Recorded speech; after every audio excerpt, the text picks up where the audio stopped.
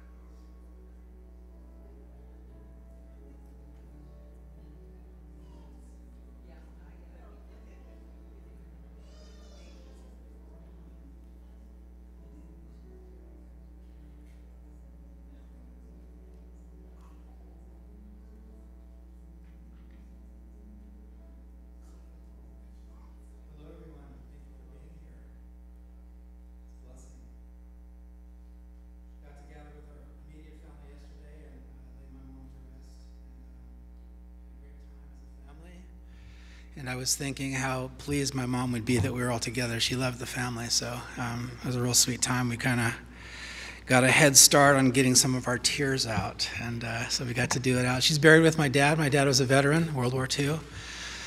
So he's at Sacramento Valley Cemetery for veterans out there, beautiful place, and my mom's going to be there with him, and so we were blessed to have a little family time together yesterday, and now with our larger family at large. So glad that you guys are here. So let me begin with a word of prayer, and then my sister's going to join me. I'm going to read the obituary.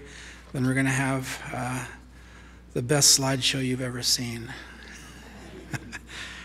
Father, thank you so much for your great love and grace and mercy in our lives, Lord. You're very good to us, and you are very worthy of our love for you.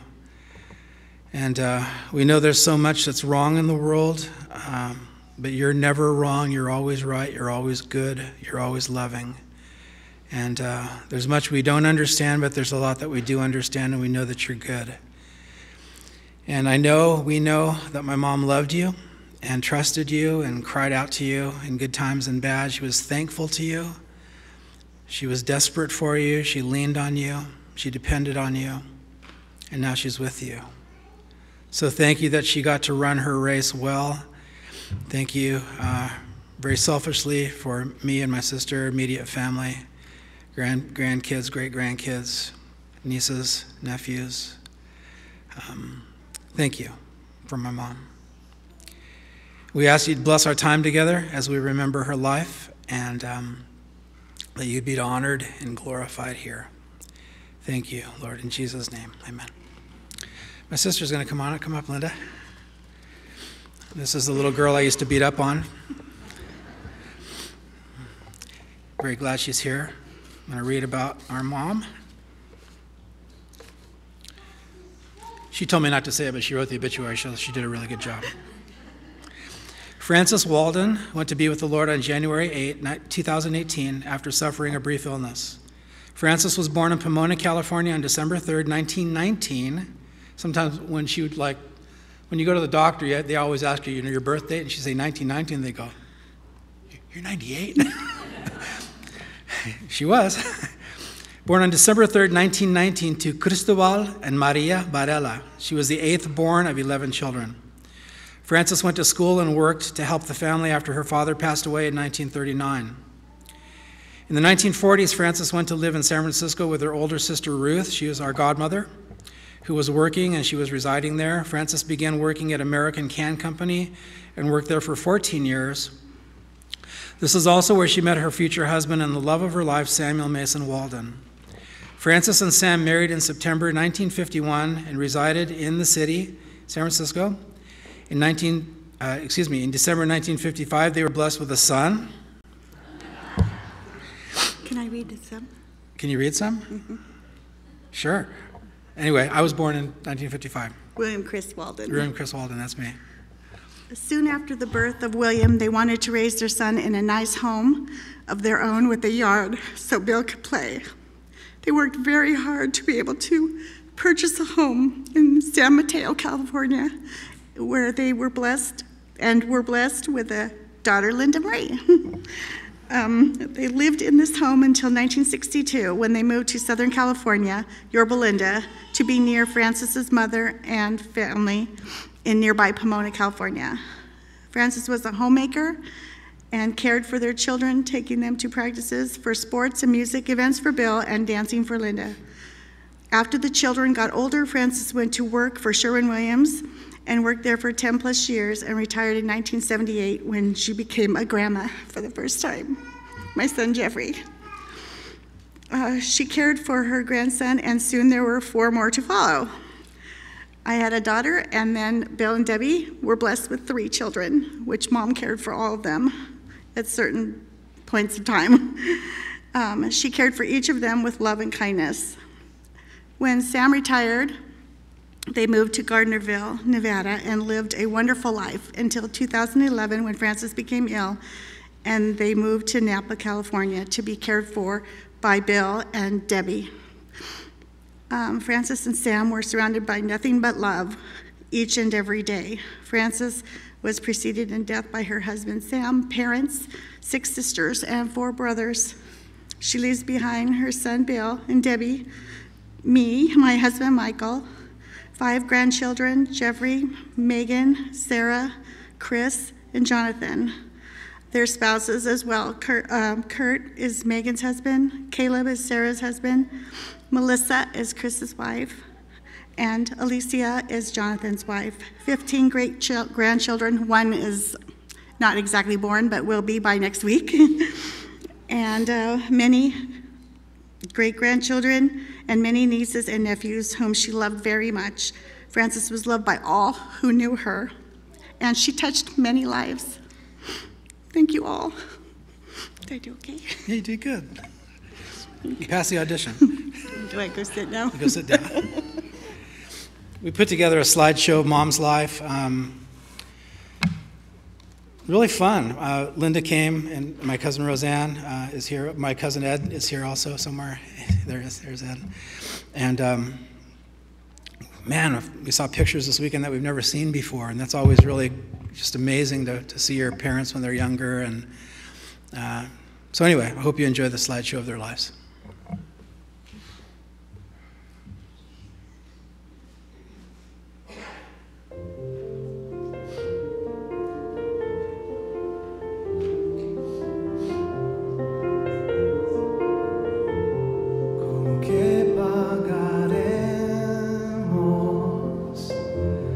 Amor tan inmenso que diste tu vida por el pecado. En cambio recibes la ofrenda humilde, la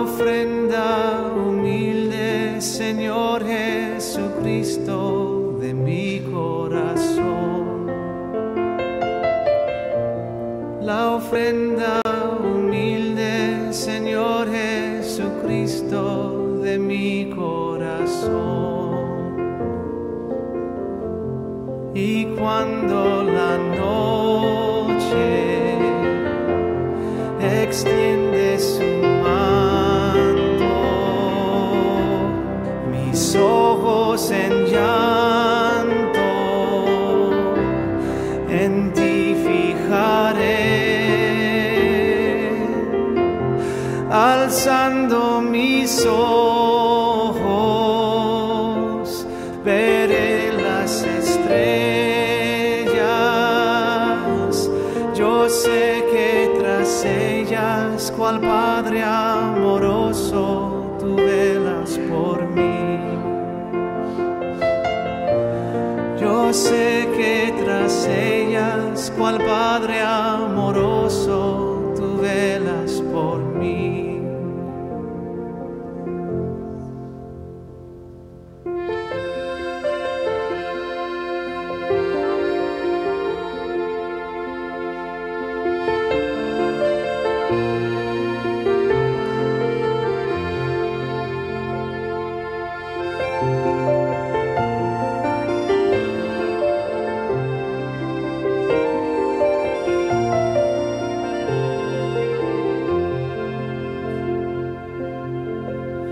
No puedo pagarte con oro ni plata el gran sacrificio que hiciste por mí. No tengo que darte por tanto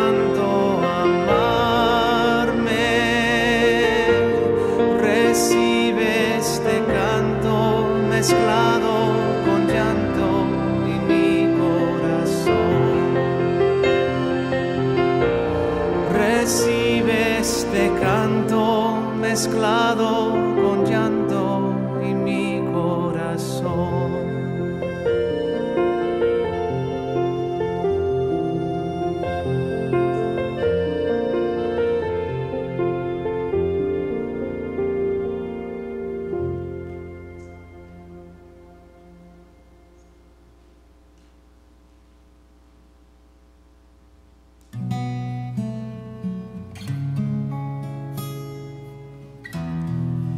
Water is wide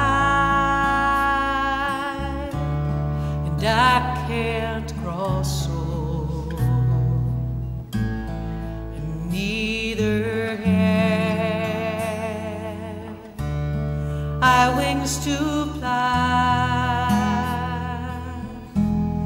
Give me a boat that can carry two, and both shall row, my love and I. If I have faith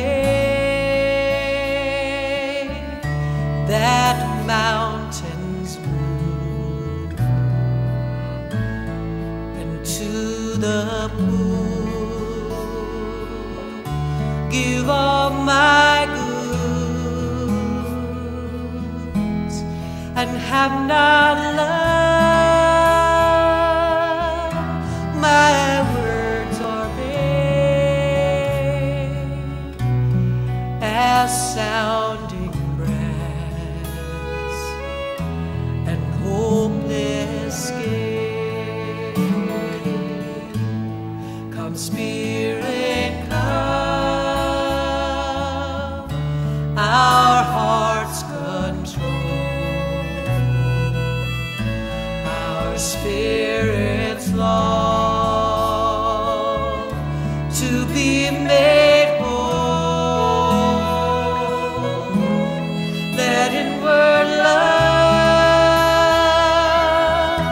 guide every deed, the world will see and then believe.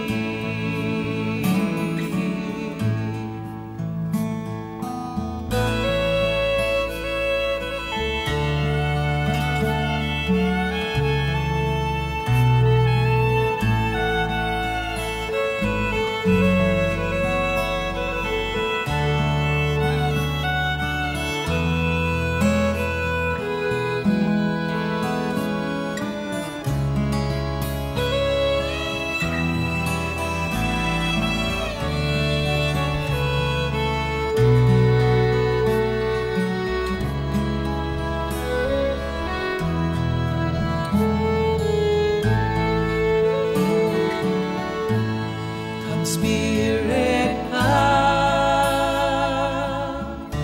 our hearts control, our spirits long to be made whole. Let inward love guide every deed.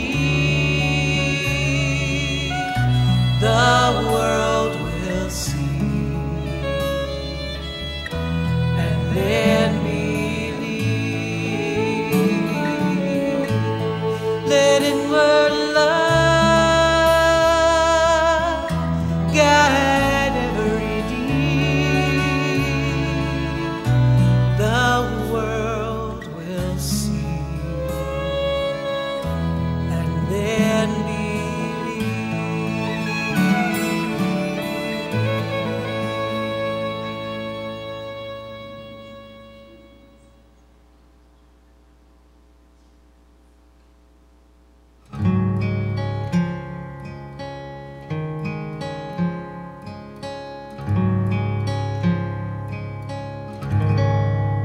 In the morning when I rise, in the morning when I rise, in the morning when I rise, give me Jesus.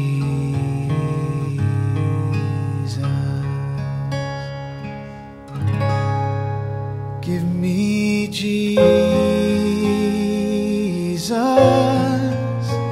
Give me Jesus. You can have all this world, but give me Jesus.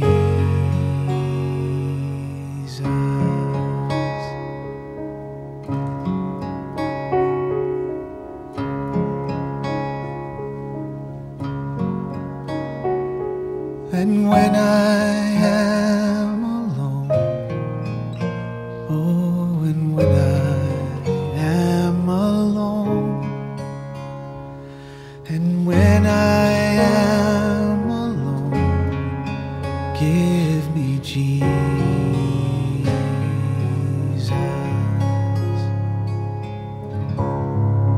Give me Jesus. Give me Jesus. You can have all this world, but give me Jesus.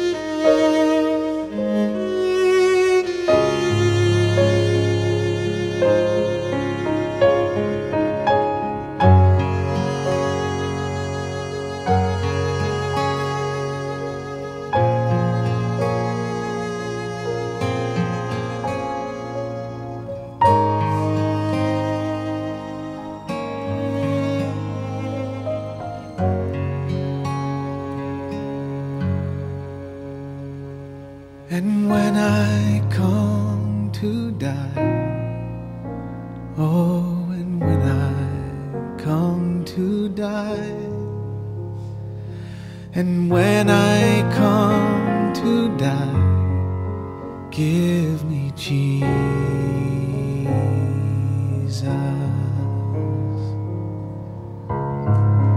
Give me Jesus. Give me Jesus. You can have all this world. You can have all this world. You can have all this world, but give me Jesus.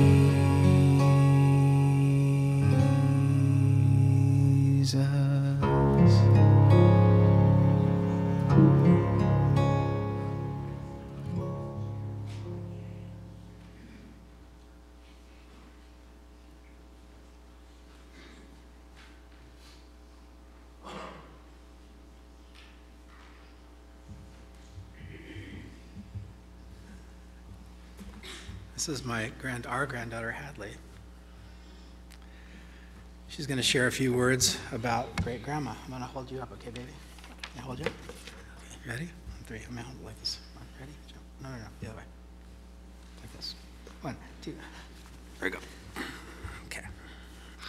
Hi, my name is Hadley. I'm 7 years old. I really miss my great-grandma.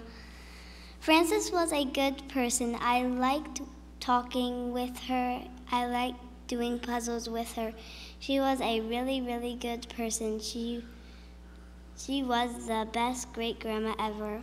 Thank you. Thanks, Had. We're going to take some time and have some friends share about their experience with my mom. By the way, this thing here, I would force her to do it. She had no idea, like it meant hang loose. She's like, well. So the kids came home from Hawaii. I don't know if it was John and those guys or Chris and Melissa, but they brought her a lei, and I said, "Okay, Mom, you got to do this." She goes, "What? Oh." So every chance I had, I made her do this. It's like she went along with everything. It's just great. So we're gonna have some people share. Marianne, you want to start? Would you be okay with that? Marianne, family friend. Her son's married to our daughter, and Marianne was a huge, huge blessing at the end of my mom's life, caring for her. Marianne's a nurse, and so come on up here. And really just blessed our family so much. So thank you.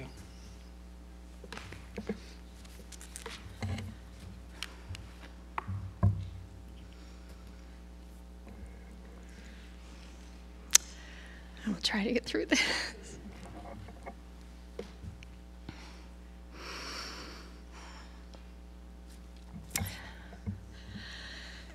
I had to write this out because I don't want to ramble, for one thing. And I loved Frances a lot. And I will cry, so I will try and stay focused. And we'll take a couple.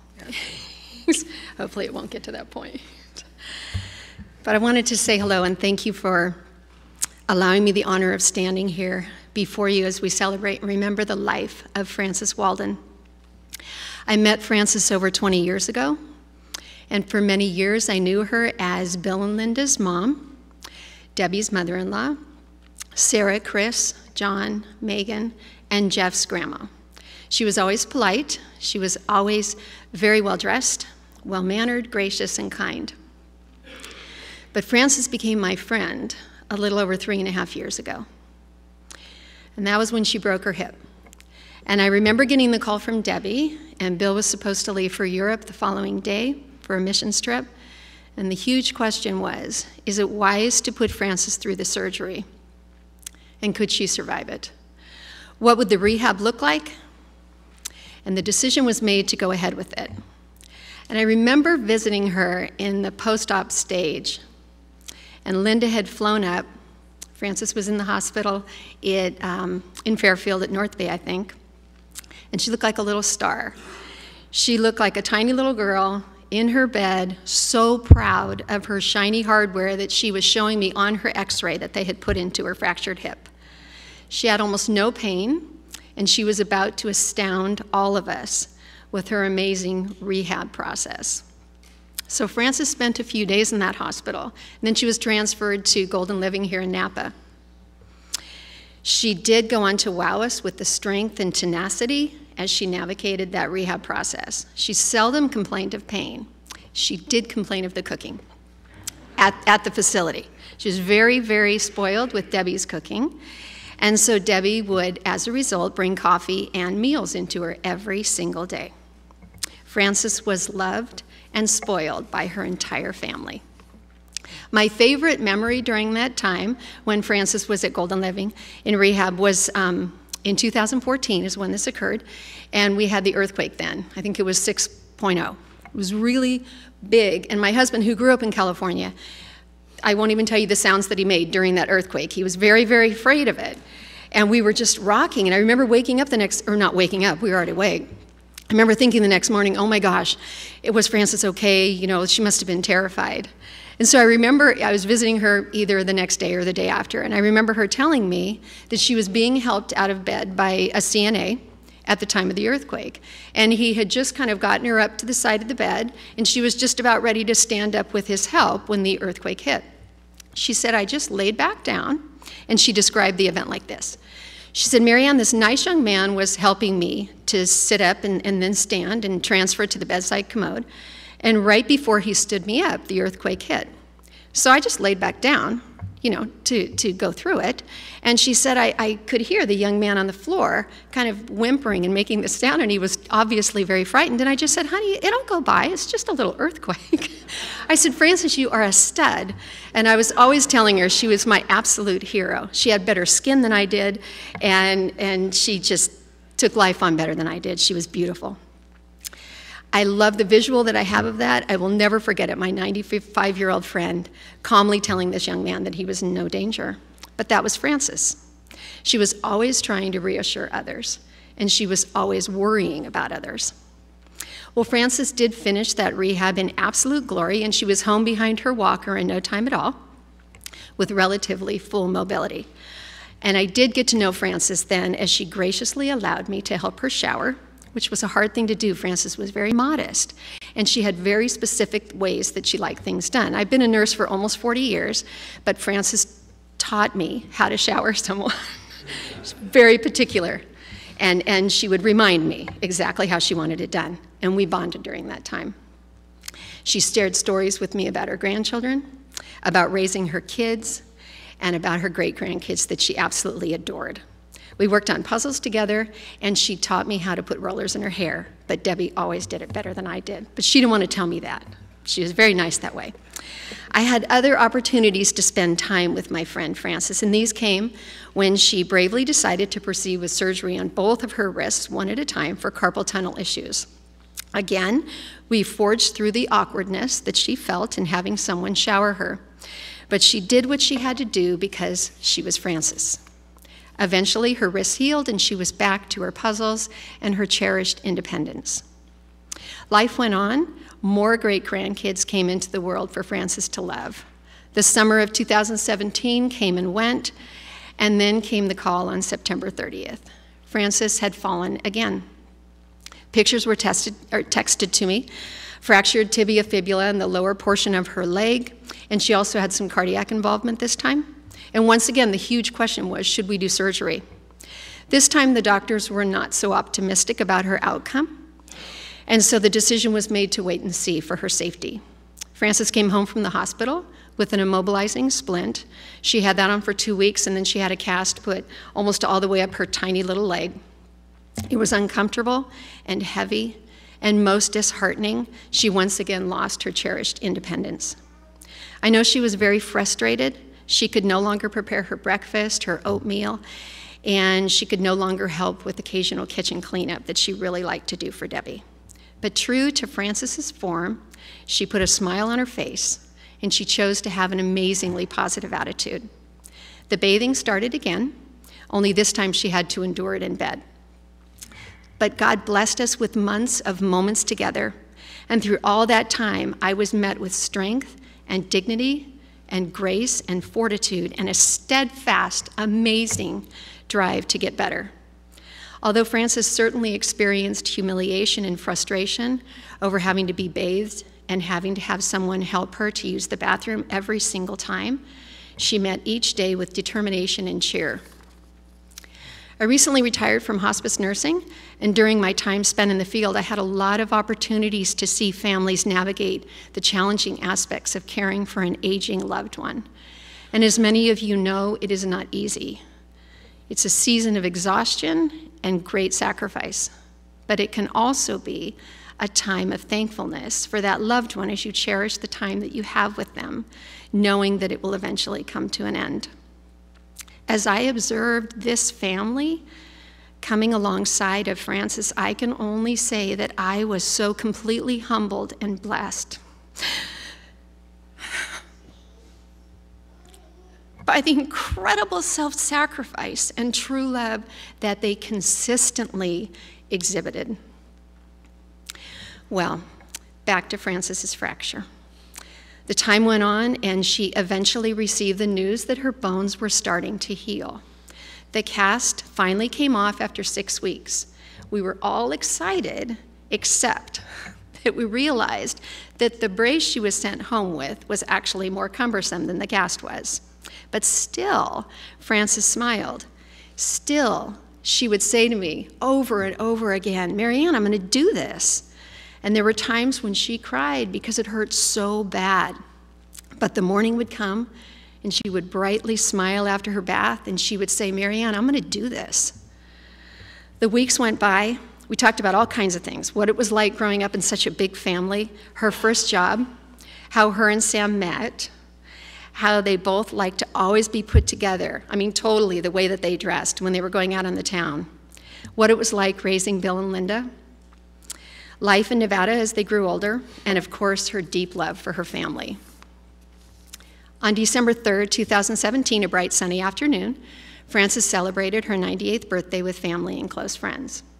With her hair coiffed and makeup in place, the Queen held court, and she was strong and she was beautiful. Soon Christmas came, and Frances celebrated our Savior's birth for the last time with her family. And days later, she received the incredibly joyful news of the birth of sweet little Julian to John and Alicia, her 14th great-grandchild. What joy she exuded as she shared with me how excited she was. She went on to tell me in great detail that her granddaughter Megan was due any time now, and she couldn't wait to see that baby as well. But despite her incredible enthusiasm and excitement of all the new life, Frances was showing signs of decline.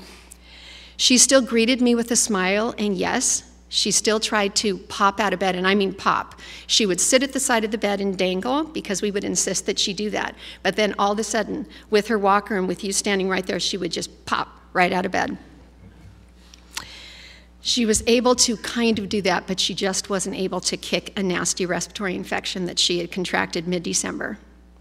And early January, Frances began weakening. And no longer did I hear the words, "I'm going to do this." But I did still see her beautiful smile every day and hear her worried concern for me when she would see me yawning. And she would wonder over and over, are Bill and Debbie getting enough sleep? Is Linda working too hard? And as Frances's time was drawing to a close here on earth, I believe she was looking heavenward to her eternal home. Bill shared with me that days before her passing, she had been calling out for her husband, Sam, telling him she was coming. I believe she knew her time was near. And I think maybe that her positive attitude of, "I'm going to do this," was simply redirected heavenward.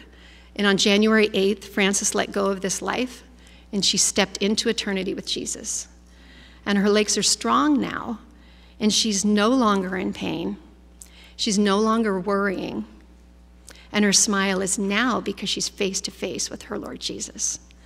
You did it, Frances. You did it. Thank you.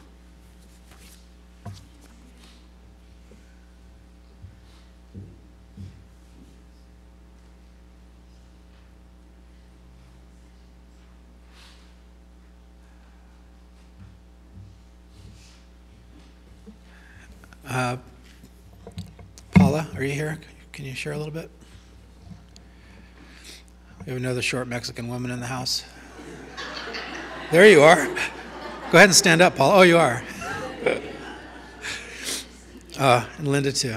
A couple of my mom's friends, and these ladies bless my mom a lot. They had their row right back there, and they would always hang out together after church, and kind of a little hen house over there clucking away. So. You want to go first? Yeah, you go first. I'm Paula Hernandez, and first of all, I just want to give my condolences to all of her family and say that I truly loved Frances. I knew her for about maybe 15, 16 years, and it was first at camping, and she would come and spend some time with my husband and I. But I have to say that Frances touched my life in a big way when I would come to church. And if I got here on time, I would just sit over there with her and just spend the time till Debbie and Pastor Bill took her home. And I can say that she always prayed for me instead of me praying for her. She's tell me, Paula, I'm praying for your brother, because I had a brother that just died of cancer. And she would say, I'm praying for your brother. And then I had with my daughter some situations, and she would say, I'm praying for your daughter and her marriage. And she was always giving me advice, always giving me advice. And I just have to say that she really loved her family. And I'm going to miss her. She touched a part of my life that she was my friend, my mother, my sister.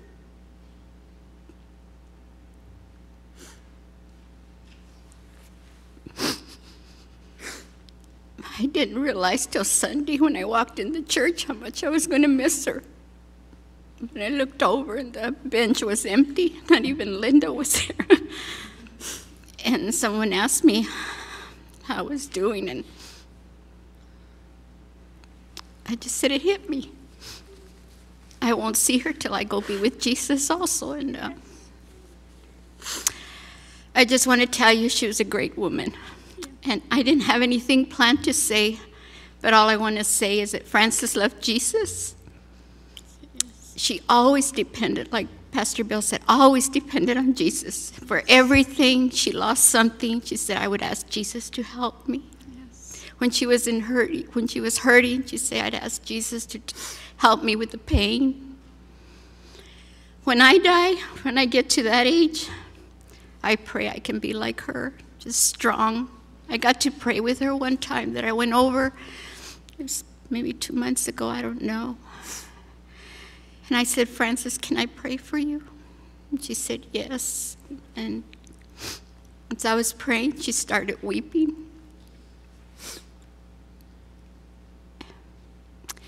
And I said, Frances, it's okay. You can cry. You're always so strong. She's such a strong woman. I said, it's okay. You just tell Jesus.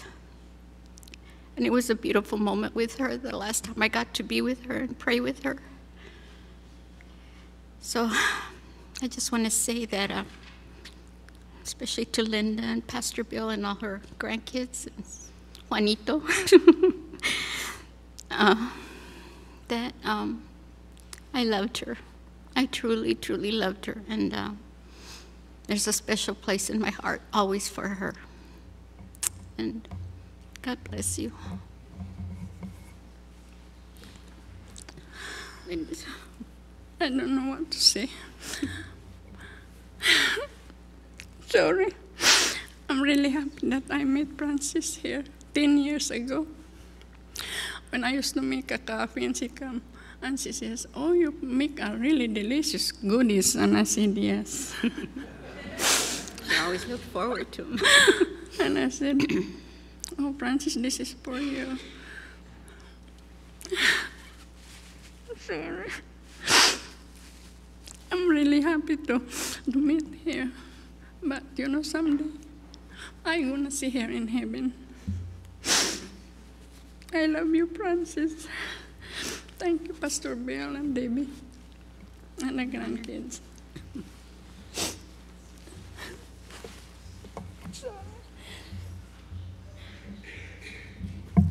Linda blessed my mom a lot with haircuts. She would come over and cut her hair. And her husband Lanny would come over and just sit patiently and let them chat. And just, my mom was pretty social that way. She liked to hang out with you guys a lot. And thanks. Is there anyone else that would like to say a few words? Any family members, Jeff, or anybody here that, okay, that's fine. Roseanne? Yeah, come on up. My cousin Roseanne, come on up.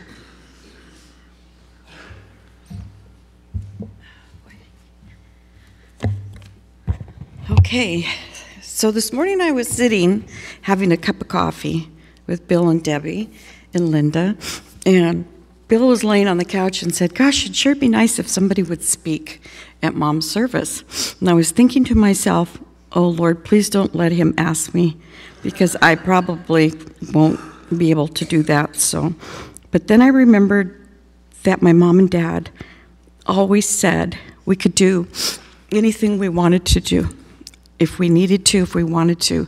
So for me, I do this because my heart wants to. And my brother's here, he flew in, so if I speak of us, I'm speaking of my brother, Ed. Anyway, I'm going to start back when I used to think of my Aunt Frances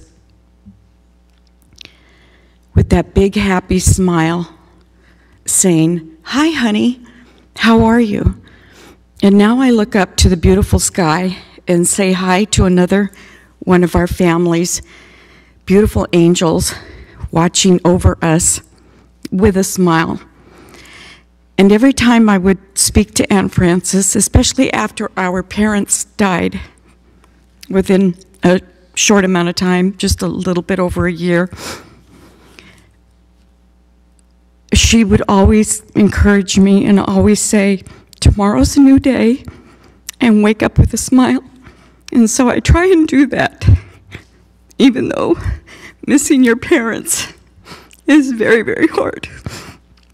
But my dad was 93 and my mom was 89, and there's a lot of longevity in our family because Aunt Frances was 98, so she was one of 11, and my dad and her were the last two of that 11, and they were together for 11 years before Aunt Frances, or before my dad died, right, Linda? I think so, yeah, so they were thick as thieves. Anyway, Aunt Frances was the diamond of our family. She always sparkled. My earliest years I recall, I was about 5 years old, 5 to 7 years old, between 1950 and 1960. And Aunt Frances and Uncle Sam lived with Bill and Linda in San Mateo. So I was one of 5. Edmund and I were 2 of 5. And so we couldn't afford to drive up. We didn't have a really good car. So during the holidays, Easter and Christmas, Aunt Frances and Uncle Sam would drive down, and we'd all get together at family gatherings at our grandma's house or at Mom and Dad's house. But then in 1962, Aunt Frances and Uncle Sam moved to Yorba Linda, and the family party was on. They bought a new home in Yorba Linda, and back in the day, if you had a new home and a community swimming pool, that meant you were rich. And so not only did we spend precious time with them on holidays, but all summer long we drove down that windy Brea Canyon Road. If you're from Southern California, you might know Brea Canyon Road. It was a 2-lane little windy thing, and as 5 kids in a 1963 carry-all, orange in color, we were scared to death Dad would go off the road. And we'd always come back late because we would stay late. And we would go and we would swim and we would have barbecues. And Aunt Frances would make her special enchiladas. I was thinking about it this morning. I can still taste the flavor. We had so much fun there as kids and as a family. And when we would drive home, it would be 8 o'clock at night. And it was getting dark. And as soon as we got home, Mama would go in the house and call Aunt Frances and say, "Well, your brother Bob got us home safe again. Thanks for a wonderful day." And the next weekend or every other weekend, we were over there. Then we all grew up, and of course, life takes us in different directions. However, our closeness always remained with our Aunt Frances. Every party, every wedding, and every anniversary, they were there no matter where they lived.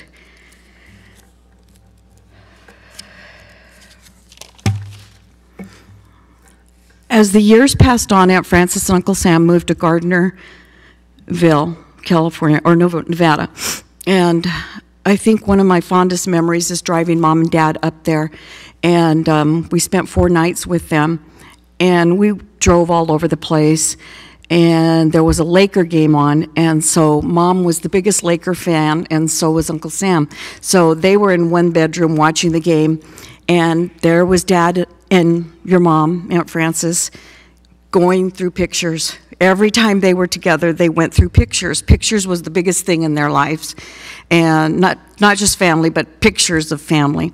And Aunt Frances made enchiladas. I made a McDonald's run every night for 4 nights to get ice cream sundaes.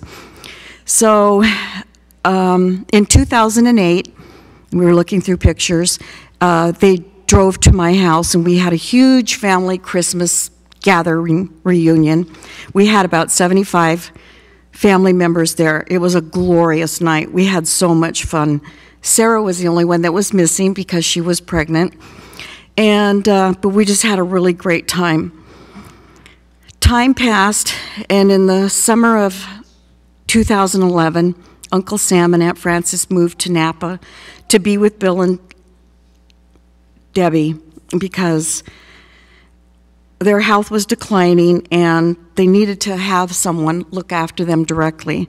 And Debbie and Bill, I just want to say thank you for taking such good care of our aunt, because she wouldn't have been here had you not rescued her and taken care of her so good. I know it took a lot of time out of your lives, but thank you for doing that for our family. It means a lot. And as we all know, Uncle Sam passed away a little over 5 years ago. That left a huge hole in Aunt Frances's heart. I would call and she would cry and say, "I miss him so much. It's lonely, Roseanne, without him." But I really never in my life can remember seeing her cry and be really sad, except for then. And I never saw her cry except the night before we left, before she died. She was unconscious, and Linda and I were trying to kid her about we were going home because she was just hanging on, and we really wanted to be there when she passed away, and it just wasn't happening. She wasn't doing it, so we tried to trick her and say we were going out we were leaving, but we really weren't. We were going for a drink. But anyway, one tear just rolled down her eye. Just out of the blue, there was a little tear. And that was the one and only tear I think I ever remember seeing her cry other than a funeral. We all know she had a great life here in Napa with all the grandkids. And the last time that we were here in November, we would always say, "Okay, we will see you again. We'll see you later." We never said goodbye. We just would always say, "We will see you later." And she says, "Oh, we will, because I'm waiting for that baby boy Walden to get here." And she was right. And little Julian was born in December, and I just knew she was just overjoyed. So I was able to visit with Aunt Frances 3 times last year. In July, we were able to shop at Michael Kors and just all kinds of fun, silly times. In November, or somewhere around there, I don't know the exact date, she had fallen, as everyone knows. And I did begin to see a decline in her, but she still always had a smile and always wanted to take pictures. And she was just like Dad, her brother Bob. And my dad would say, "Take a picture and then we can send it to my sissy." And so we would do funny things like that. But he was always wanting to take a picture and put it on Bookface, he called it. Not Facebook, but Bookface. So when we saw her in November, I had a feeling that things might turn, but was hoping and praying that it didn't. But in December, when Bill called and said we should come up, I knew her time was near. She was tired and ready. And till the end, she was a fighter. We kept thinking, okay, any time now. But nope, every day we'd wake up and she was still with us. And not that we wanted her to go, but we knew it was time. But she had her own way, and she was going to go out on her own terms. And she did. So Linda and I were in the air flying home when she passed. She did do it her way. I wanted to leave you with some words that we videoed a couple nights before she passed away. And she was all about taking pictures, sending them back and forth. And so she wanted to take a picture, and so she was getting ready. And so then she kept falling asleep, and we'd wake her up, or she'd wake up and, you know, "Oh, what are we doing? We're going to take a picture. We're going to do a video." "Oh, yeah, okay." And then she'd fall back asleep. And so Linda and I were in there, and so we said, "Okay, Aunt Frances, are you going to do the video?" And she said, "Oh, yeah." And then she'd fall asleep, and then she'd wake up again. But this were her last words that I will always keep and think of every day, because it's the truth. What she said. She said, "Hi, everyone." And she was really short of breath, so she did struggle when she said this. But she said, "Hi, everyone. How's everybody? I love all of you, every inch of you, and I want all of you to love each other and take care of each other." And then she took a big, deep breath, "and be good." I would love that. I want everybody to stay close to each other, and best of all, love each other with all your hearts. And then she was out of breath. But those were pretty much her final big words that she said to Linda and I. We had some individual talks back and forth, and I had some good laughs with her, because everybody knew that Aunt Frances was all about her hair and what she wore. And whenever she was coming to Southern California for a party or something, she'd always call and say, "Honey, could you book me an appointment with Marcella, because I have to get my hair done." And Linda would call her mom every day. And every day she would ask about me, and she would ask about my sister Kathy, who had a massive stroke. And every day she did that. She cared about every one of us all the time. Or when my dad was alive, she would say, "How's my brother Bob?" And if my dad were sick, she would tell Linda, "I want to know what's going on. Otherwise, I'm going to be mad if you don't tell me the truth. I want to know." Her last call to my dad was, see how he was. He was in the hospital passing, and she said, "Bob, I will see you soon." And sure enough, obviously that did, come true. And I just want to say that the thing I take away from her life that I hope I can be is someone that always has a smile on my face and is always positive and will always pray, no matter what the situation was, no matter when I hung up with her, crying or laughing, whatever it was, she would always say, "Honey, just pray." That's it. Okay.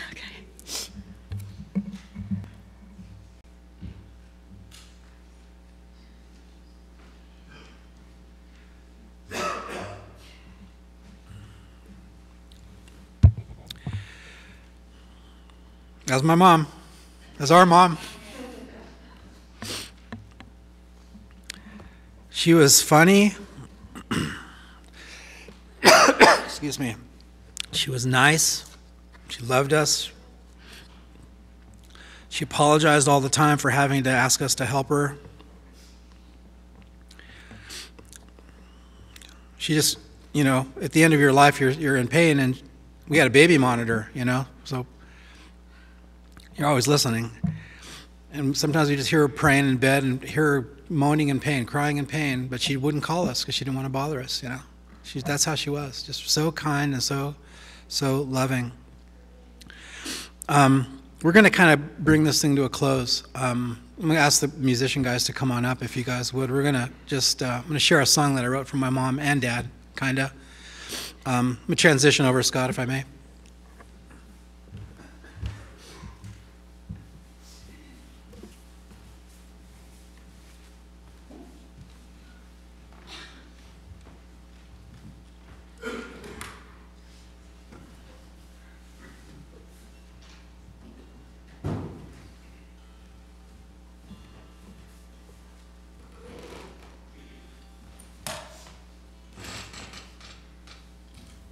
Take my mom to the doctor sometimes, and she was just funny. Just tell you I was trying to think of funny little things she would do, but she's Mexican. We spoke Spanish to each other a lot, and we kind of helped each other remember a lot of Spanish.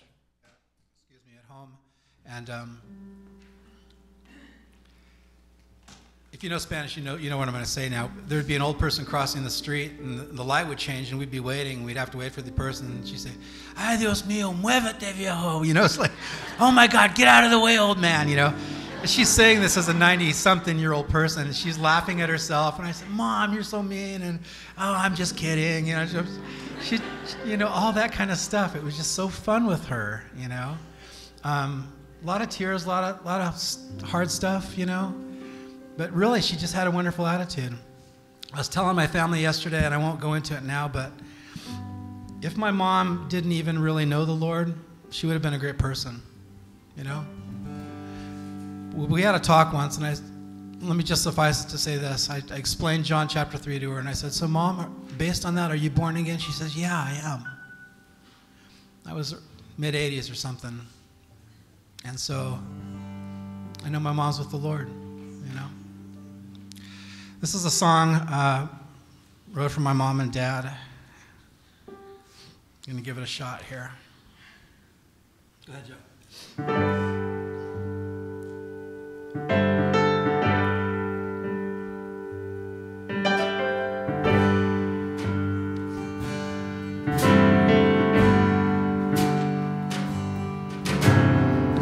Hey, Daddy. Daddy, can you hear me? Daddy, are you listening? Hey, Daddy, Mama's coming. Hey, Daddy, she's coming up to see you. She's coming to be with you. Hey, Daddy, Mama's coming. Gonna walk together like you did in the city. You're gonna see her face. Daddy, she's so pretty. You're gonna be together with nothing in the way. You're gonna love each other in a perfect kind of way.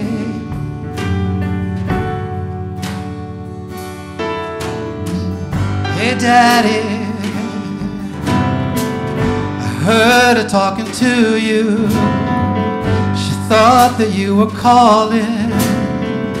Hey, Daddy, Mama's coming. Hey, Daddy,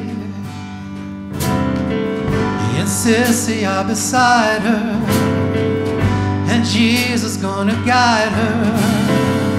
Hey, Daddy, Mama's coming. Gonna walk together like you did in the city. You're gonna see her face. Daddy, she's so pretty. You're gonna be together with nothing in the way. You're gonna love each other in a perfect kind of way.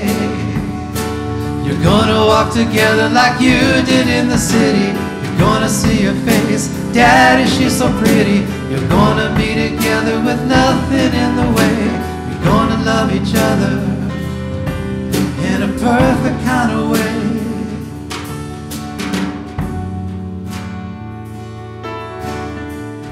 Hey, Daddy, tucked her into her bed, hung on every word that she said.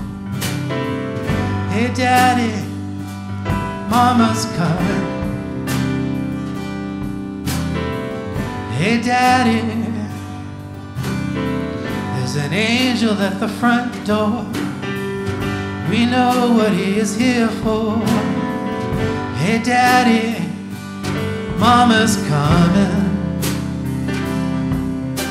You're gonna walk together like you did in the city. You're gonna see her face. Daddy, she's so pretty. You're gonna be together with nothing in the way. You're gonna love each other in a perfect kind of way. You're gonna walk together like you did in the city. You're gonna see her face. Daddy, she's so pretty. You're gonna be together with nothing in the way. You're gonna love each other in a perfect kind of way.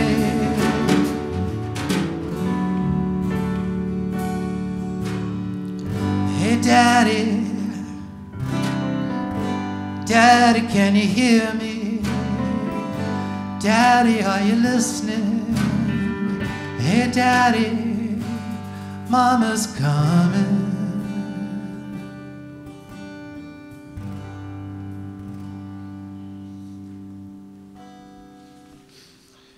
This is a song we sing at church a lot. If you guys want to stand with me, and if you want to sing along, the words are there if you want. If not, you can just enjoy.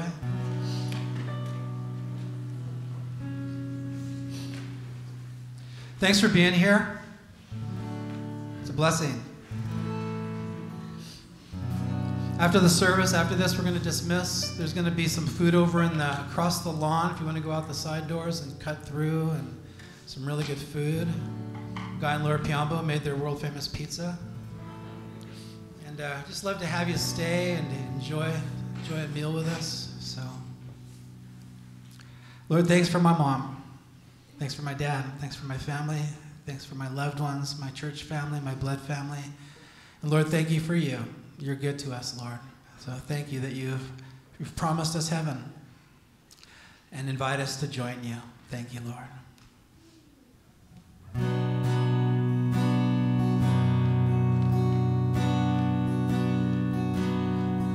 When I go, don't cry for me. In my Father's arms I'll be. The wounds this world placed on my soul will all be healed and I'll be whole.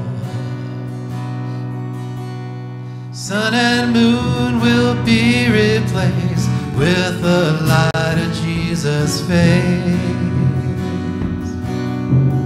And I will not be ashamed, for my Savior knows my name.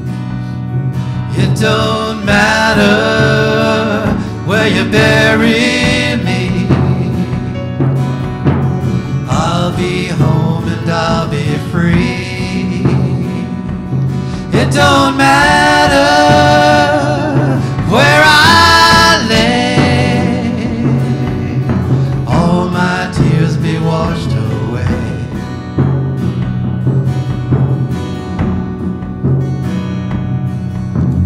Gold and silver blind the eye, temporary riches lie.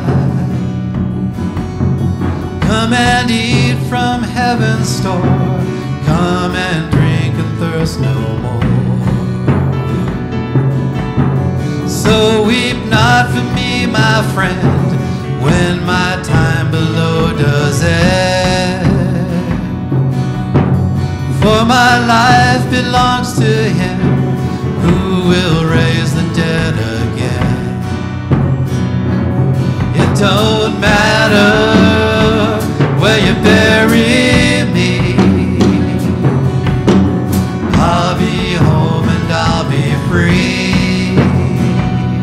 It don't matter where I lay, all my tears be washed away. It don't matter where you bury me, I'll be home and I'll be free. It don't matter where I lay, washed away.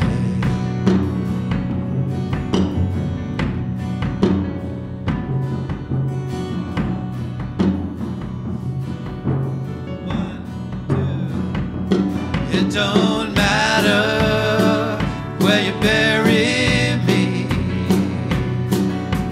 I'll be home and I'll be free. It don't matter where I lay, all my tears be washed away. It don't matter where you bury me, I'll be home and I'll be free. It don't matter where I lay, all my tears be washed away. tears be washed away.